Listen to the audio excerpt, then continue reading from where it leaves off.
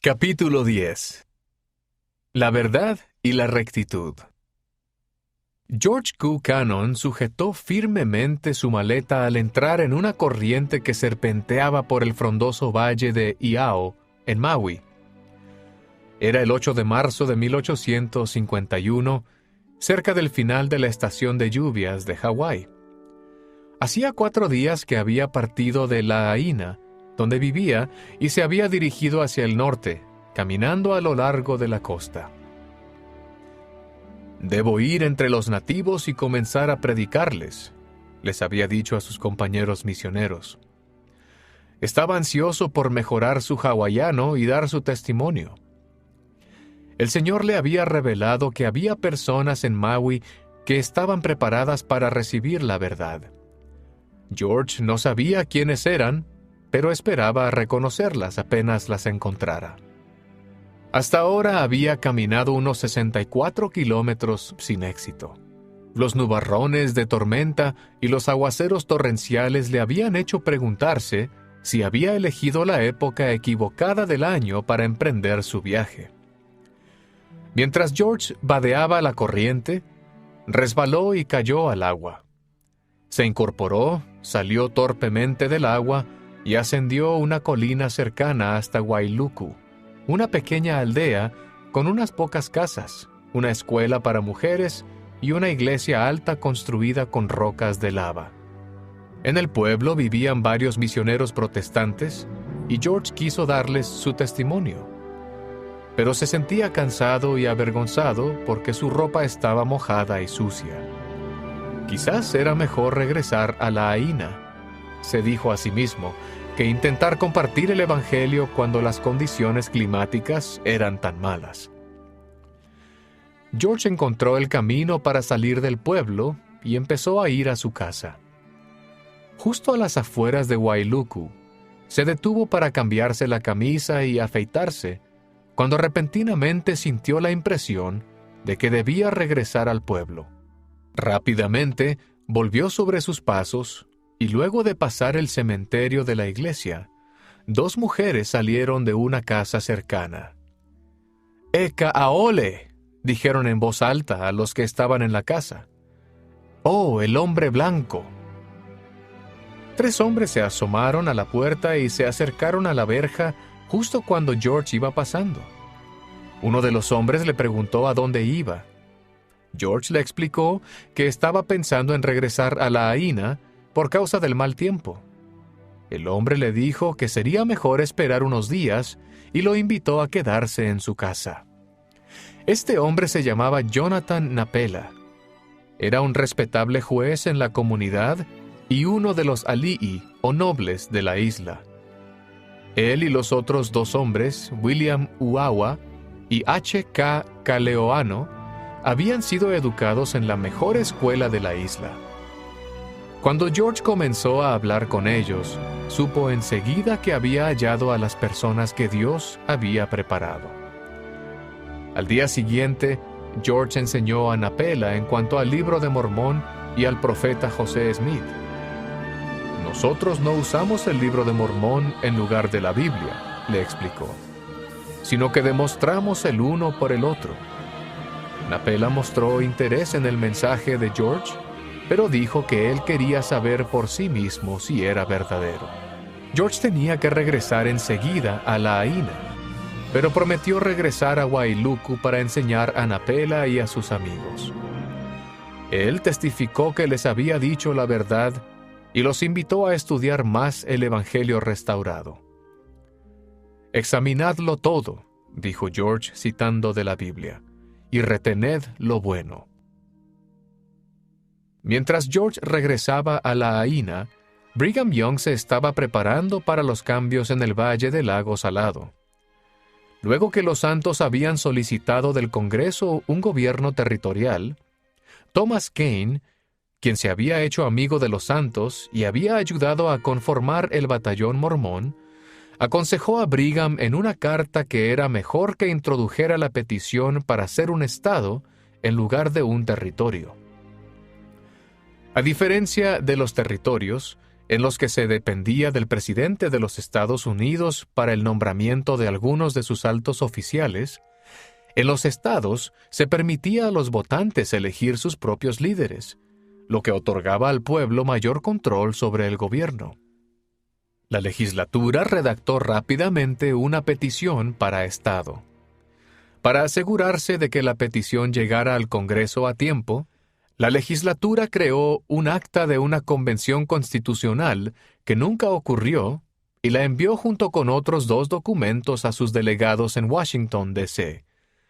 La primera presidencia esperaba enviar a Oliver Cowdery a Washington para ayudar con la campaña por la designación a Estado, mas Oliver se había enfermado durante su estadía con la familia de su esposa en Missouri y había muerto en marzo de 1850. Phineas Young estuvo a su lado cuando él falleció. Su testimonio final nunca será olvidado, escribió Phineas a Brigham poco después. Él dijo a sus amigos que no había salvación sino en el valle y mediante el sacerdocio que está allí. Cuando la solicitud para Estado llegó a Washington, el Congreso estaba enfrascado en un debate largo y polémico sobre la esclavitud y su expansión a las tierras occidentales adquiridas tras la guerra con México. El debate empequeñeció la petición para Estado y finalmente el Congreso organizó un territorio en la Gran Cuenca, como parte de un compromiso más amplio para pacificar a las facciones enfrentadas dentro del gobierno. El Congreso rechazó el nombre Deseret y llamó al nuevo territorio Utah, por los indios Ute. Utah era mucho más pequeño que lo que los santos habían propuesto y carecía de un puerto en el océano, pero aún así el territorio abarcaba grandes extensiones de tierra. Para satisfacción de los santos, el presidente nombró a miembros de la Iglesia para más de la mitad de los altos cargos gubernamentales. Incluso Brigham Young fue nombrado gobernador. El resto de los cargos fueron para oficiales que no vivían en el territorio, quienes no eran miembros de la Iglesia. Entre estos oficiales había 2 de los 3 miembros de la recién creada Corte Suprema del territorio, lo que limitaba el poder de los santos para promulgar sus propias leyes. Brigham y los santos recibieron con cautela a los oficiales en Utah en el verano de 1851. Se trataba de unos ambiciosos señores del este, que se mostraban reacios a mudarse a este territorio tan distante. Sus primeras reuniones con los santos fueron tensas e incómodas. Las persecuciones vividas en el pasado habían hecho que los santos desconfiaran de los extraños, y los oficiales se sintieron ignorados y ofendidos a su llegada. Además, sabían poco acerca de los santos y sus creencias, aparte de los rumores que habían oído sobre el matrimonio plural en la iglesia. En ese entonces, los santos aún no habían proclamado públicamente su creencia en el matrimonio plural.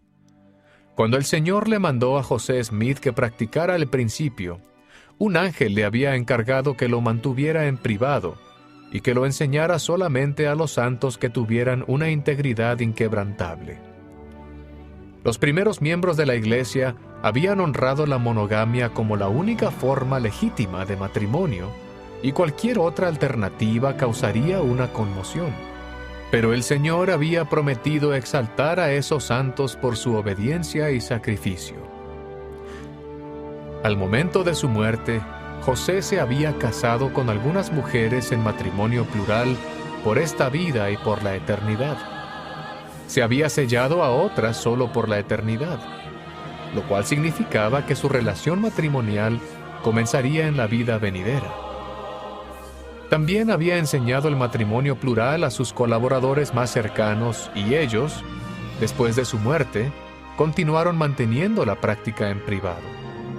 Para José y los primeros santos, el matrimonio plural era un principio religioso solemne, no una manera de satisfacer la lujuria. Cuando los funcionarios federales llegaron al territorio en el verano de 1851, los matrimonios plurales habían llegado a ser más comunes en la iglesia. lo que hacía que fuera más difícil para los santos ocultar la práctica a la vista de los visitantes.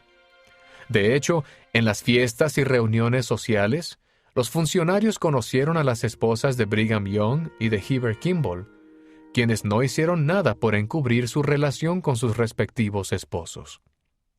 El 24 de julio de 1851, los oficiales asistieron con los santos a la conmemoración del 4º aniversario de la llegada de los pioneros al valle. La celebración comenzó con salvas de cañones, música patriótica y un desfile. Luego, el general Daniel Wells, un miembro prominente de la Iglesia y comandante de la milicia territorial, habló sobre las tribulaciones de los santos en el pasado y predijo que llegaría el día en que los Estados Unidos serían castigados por su falta de disposición a ayudar a la Iglesia. A los santos les encantó el discurso, pero los oficiales se sintieron ofendidos. Unas semanas después, llegó otro oficial, el juez Perry Brockus, proveniente de los estados del este. Brockus había aceptado su designación a Utah con la esperanza de que los santos lo eligieran para representarlos en el Congreso de los Estados Unidos. Pero cuando llegó al territorio, se desilusionó al enterarse de que un miembro de la Iglesia llamado John Bernicel ya había sido elegido para el cargo. También se sintió alarmado y disgustado por las cosas que le informaron los otros oficiales acerca del discurso que Daniel Wells pronunciara el 24 de julio. En septiembre, Brockus solicitó permiso para hablar en una conferencia especial de la Iglesia.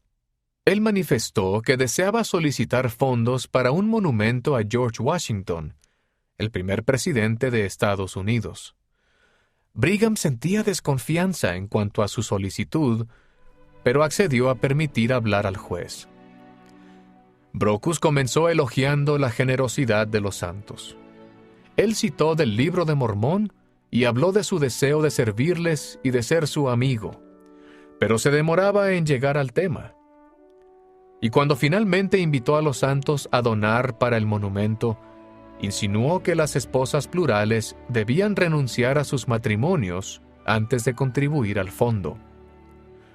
Ustedes deben convertirse en virtuosas y enseñar a sus hijas a ser virtuosas, dijo él. La congregación se sintió insultada y demandó que Brockus se sentara. Sin embargo, el juez continuó hablando. Él condenó el discurso de Daniel Wells del 24 de julio y acusó a los santos de ser desleales. El gobierno de los Estados Unidos no les ha infligido daño alguno, dijo él. Missouri es el lugar para la compensación e Illinois también. Sus palabras tocaron una fibra sensible de los santos. ¿Qué sabía él acerca de los sufrimientos por los que habían pasado? La congregación estalló en silbidos y abucheos de disgusto, y los santos le pedían a Brigham que respondiera a los insultos. Cuando Brockus terminó su discurso, Brigham se levantó y caminó de aquí para allá por el estrado.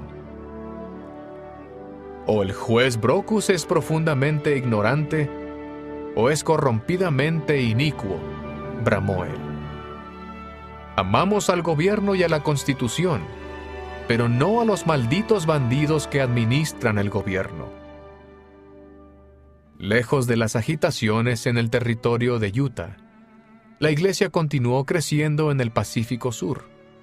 Luego de estar detenido varias semanas, Addison Pratt y su compañero James Brown finalmente obtuvieron permiso del gobernador francés de Tahití para permanecer en las islas con la condición de que observaran ciertas restricciones para limitar la forma en que compartían el Evangelio y dirigían la Iglesia.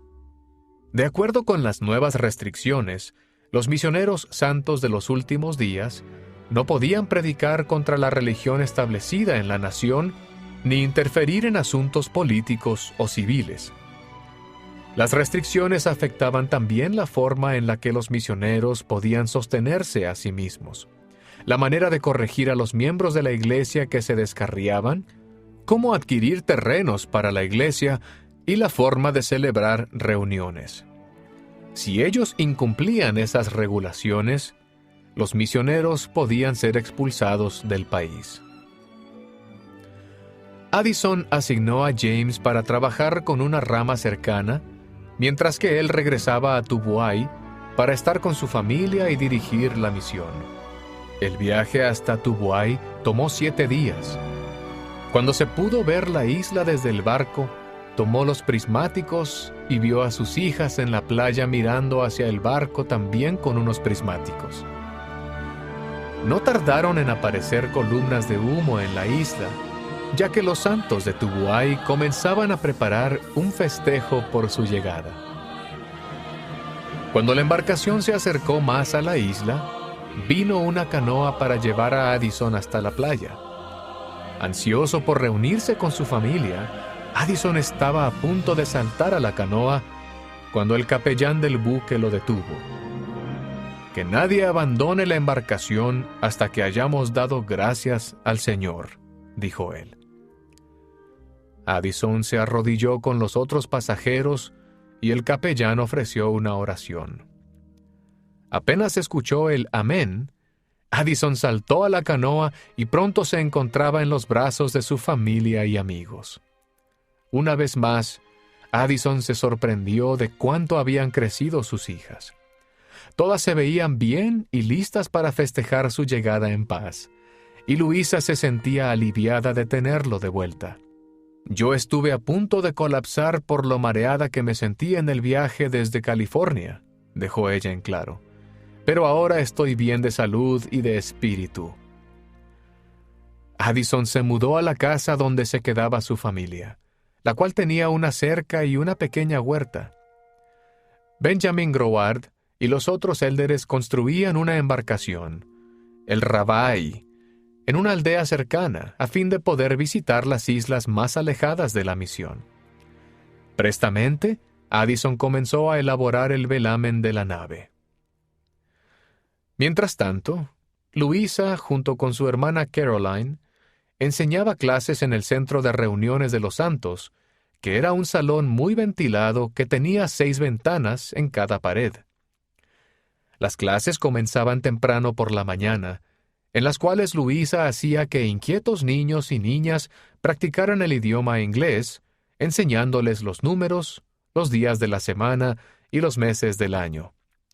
Los santos de Tubuai, a su vez, pasaban las noches enseñando a Luisa y a los otros misioneros el idioma tahitiano. La fe de los santos de Tubuai impresionó a Luisa.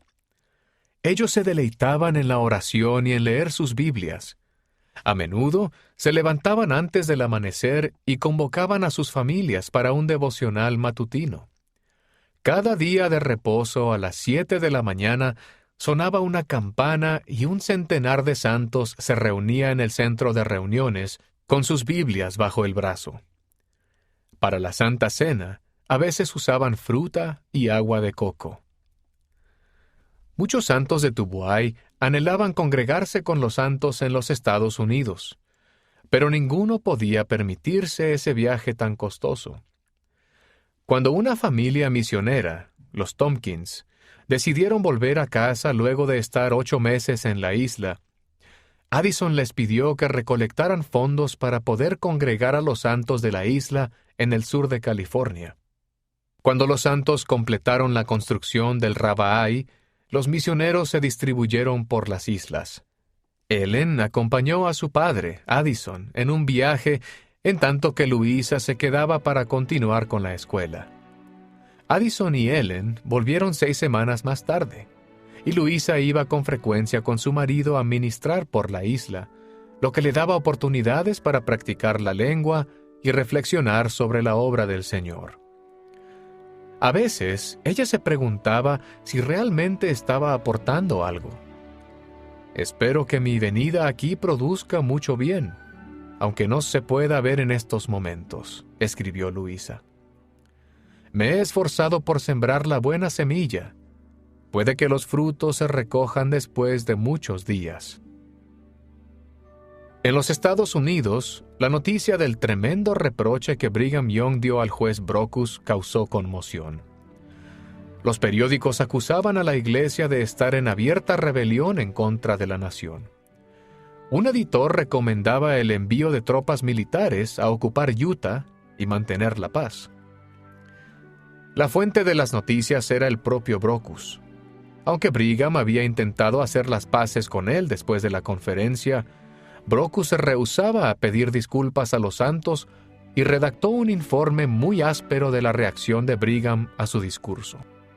La efervescencia que produjeron sus palabras era verdaderamente atemorizante, escribió Brockus. Parecía que la gente, me refiero a una vasta porción de ellos, estaba lista para saltar sobre mí como hienas para destruirme. El periódico de la iglesia, Deseret News, descartó esas acusaciones como infundadas. No obstante, entendiendo el daño que el relato de Brockus podía ocasionar a la iglesia, la primera presidencia le pidió ayuda a Thomas Kane, con la esperanza de que por sus talentos, influencias y por ser escritor, se pudiera evitar el escándalo. Brockus y otros 2 oficiales partieron de Utah e inmediatamente comenzaron a esparcir sus historias, volcando la opinión pública en contra de los santos. Thomas Kane accedió a ayudar y colaboró estrechamente con John Bernicel, el representante de Utah en el Congreso, para dar a conocer al presidente de los Estados Unidos y a otros oficiales del gobierno la versión de los santos de la historia. Además, Brigham envió a Jedediah Grant, alcalde de Salt Lake City, un hombre muy franco y santo de los últimos días de mucha confianza, para ayudar a Thomas en Washington, D.C. Jedediah llegó listo para defender a la iglesia. La opinión pública estaba decididamente en contra de los santos, y muchas personas pedían al presidente que destituyera a Brigham del cargo de gobernador. Adicionalmente, Brockus y los otros oficiales habían escrito al presidente un informe detallado de su estadía en Utah. En el informe se afirmaba que Brigham y la iglesia dominaban la región, controlaban las mentes y las propiedades de los miembros de la iglesia y practicaban la poligamia. Una vez publicado el informe, Jedediah llevó una copia del mismo a Thomas y lo revisaron juntos. Thomas leyó las afirmaciones acerca de la poligamia y las descartó rápidamente.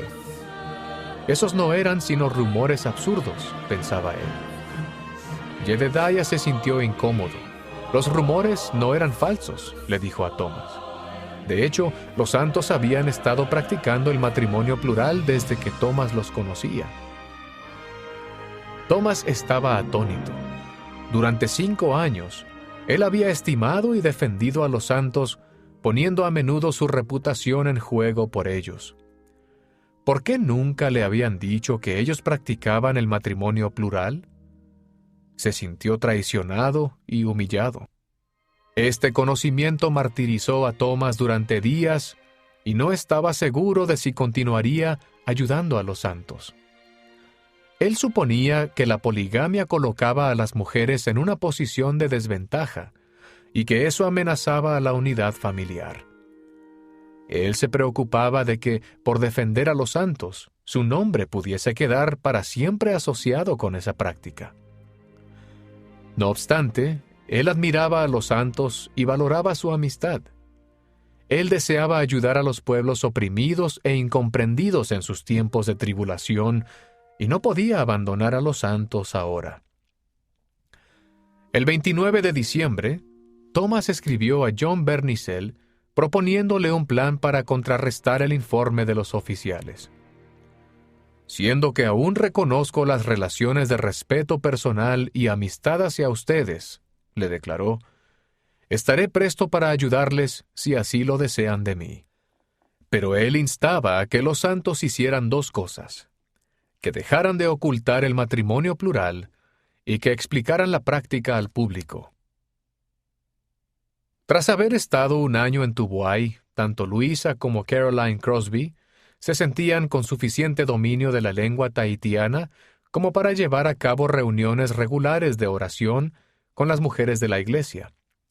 En esas reuniones, las mujeres entonaban himnos juntas y analizaban el Evangelio. Luisa y Caroline les tomaron cariño a las mujeres de la iglesia, en especial a la reina Pitomai, la esposa del rey Tamatoa de Tubuai.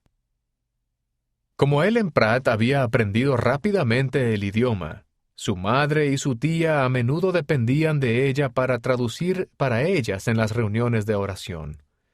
Sin embargo, en la reunión del 30 de octubre, Caroline cantó el himno de apertura en tahitiano junto con 2 mujeres de Tubuai, y Luisa dio el sermón en ese idioma. El tema de Luisa era el Libro de Mormón. Ella había escrito su discurso antes de la reunión y Benjamin Groward lo había traducido al tahitiano. Cuando Luisa leyó su discurso, las mujeres en la sala parecieron entenderla y le pidieron posteriormente que les hablara más acerca de los antiguos nefitas. A medida que aumentaba su confianza con el idioma tahitiano, aumentaba en Luisa el deseo de compartir el Evangelio.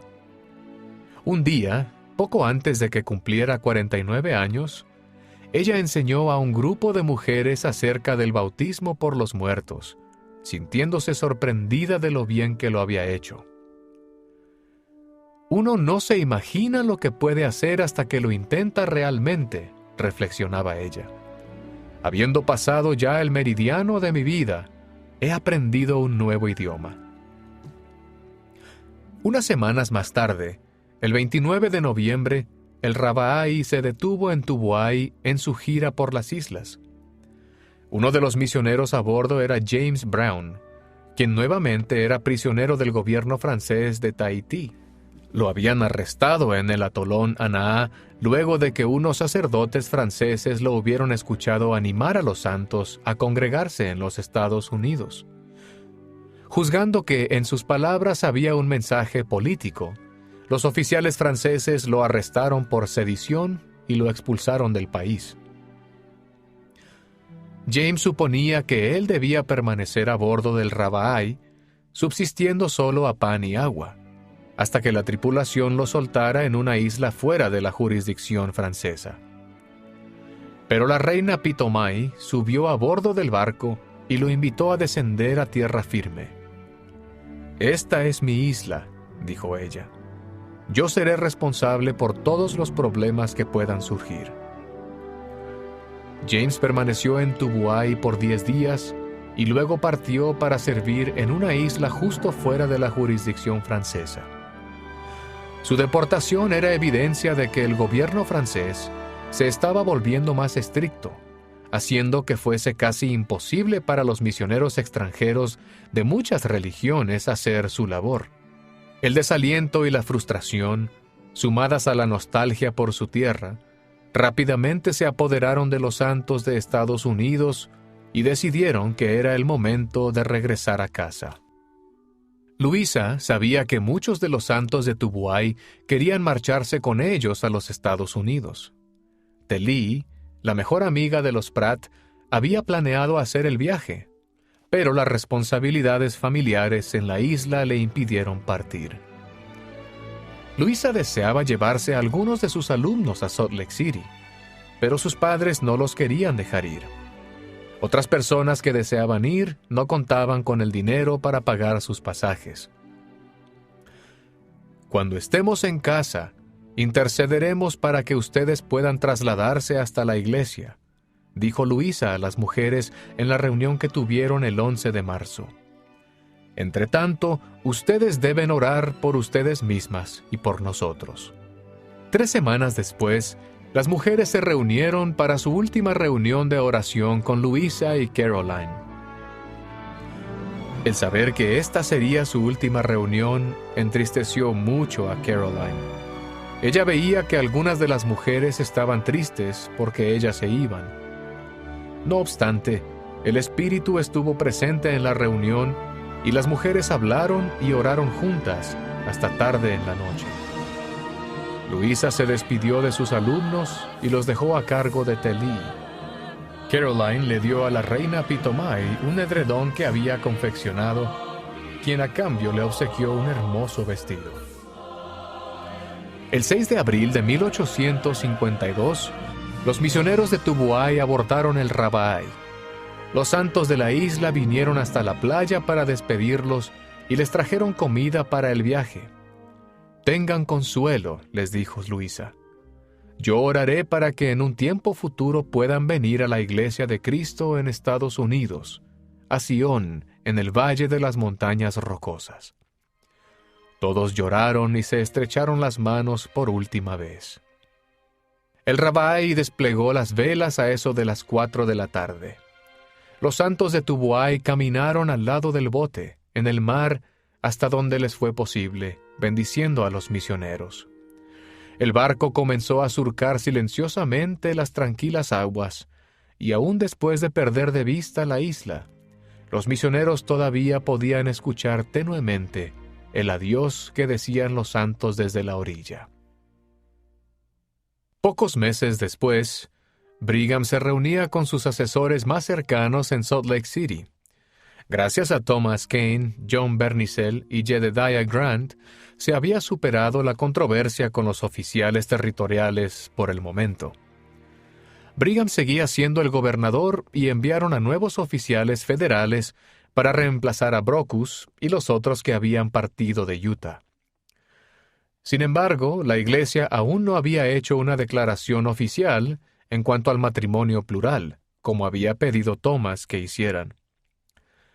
Brigham estudiaba la mejor manera de anunciar la práctica. La Iglesia nunca había estado tan fuerte como ahora que sus oficinas generales se hallaban establecidas y seguras en Utah. Además, el matrimonio plural ahora desempeñaba un papel central en la vida de muchos santos, afectando en gran manera la forma en la que entendían su relación de convenio con Dios y con sus familias. Continuar con la práctica en privado durante mucho más tiempo parecía imposible e innecesario. Había llegado el momento de hacer público el matrimonio plural, y decidieron explicar la práctica más plenamente a los santos y al mundo en general en una conferencia de 2 días sobre la obra misional que se celebraría próximamente. La conferencia comenzó el 28 de agosto de 1852. Ese día, la primera presidencia llamó a 107 hombres a misiones en India, Siam, China, Sudáfrica, Australia, Jamaica, Barbados y otros lugares del mundo. Los llamamientos a misiones que vamos a hacer durante esta conferencia no van a ser muy largos, por lo general, dijo George A. Smith a modo de broma. Probablemente sea entre 3 y 7 años el tiempo que un hombre tendrá que ausentarse de su familia. Como misioneros, se esperaba que llevaran el Evangelio de Jesucristo a los pueblos del mundo. Que la verdad y la rectitud sean su lema, aconsejó Heber Kimball. Y no vayan al mundo por otro motivo que no sea predicar el Evangelio, edificar el reino de Dios y recoger a las ovejas en el redil. Al día siguiente, se levantó Orson Pratt y dio un sermón a los santos sobre el matrimonio plural. Sus palabras fueron publicadas en el periódico Deseret News, y otros periódicos del mundo rápidamente reimprimieron el artículo. Orson redactó el sermón para enseñar a los misioneros la base doctrinal del matrimonio plural, de modo que pudieran enseñar y defender la práctica cuando sirvieran en el campo misional.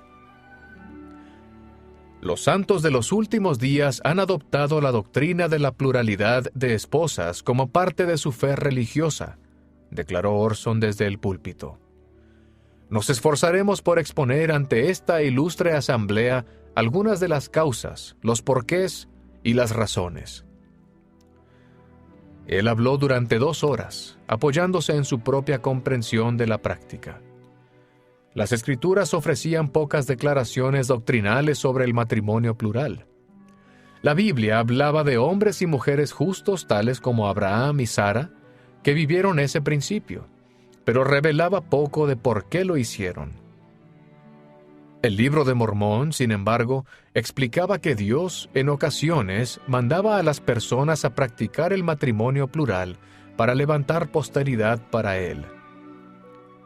Orson enseñó a la congregación que el matrimonio plural no era un asunto de indulgencia sexual, como pensaban muchas personas fuera de la iglesia, sino de ayudar a llevar a cabo la obra eterna de Dios en la tierra.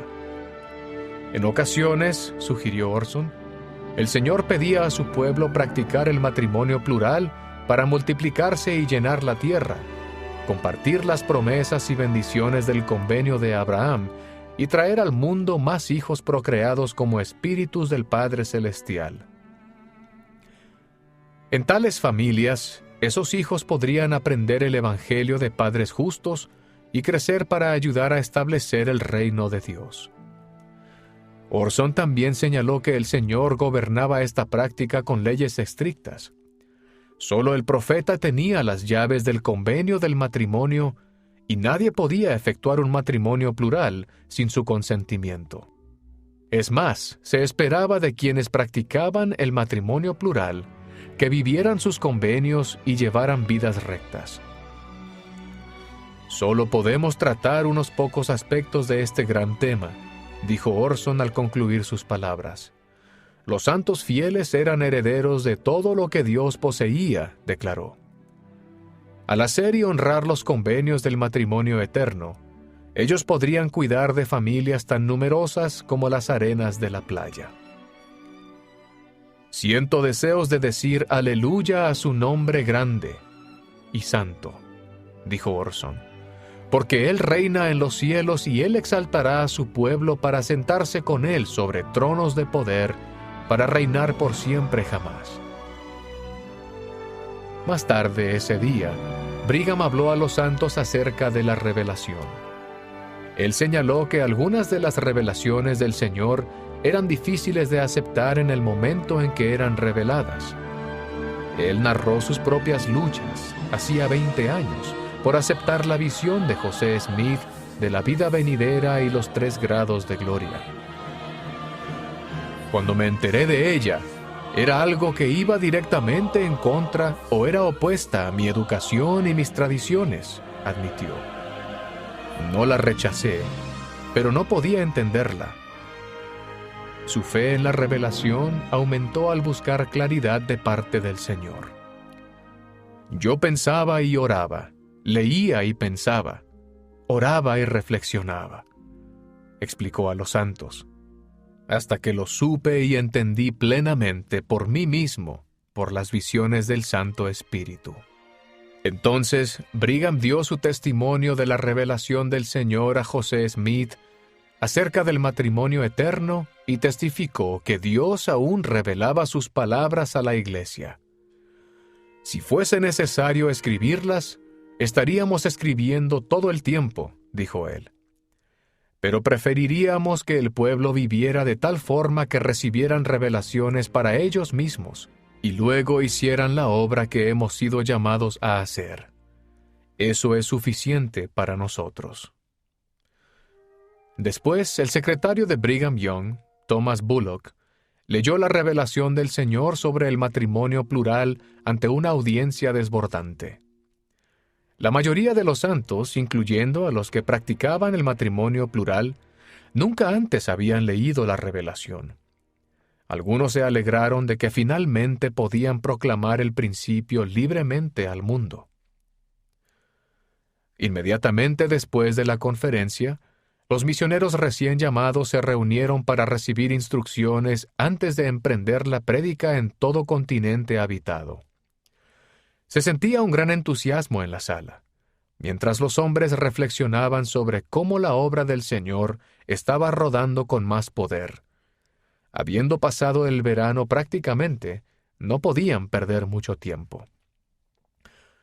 «Quiero que vayan lo más rápidamente que puedan», les dijo Brigham a los misioneros, «y que dejen atrás las planicies antes de que caiga la nieve».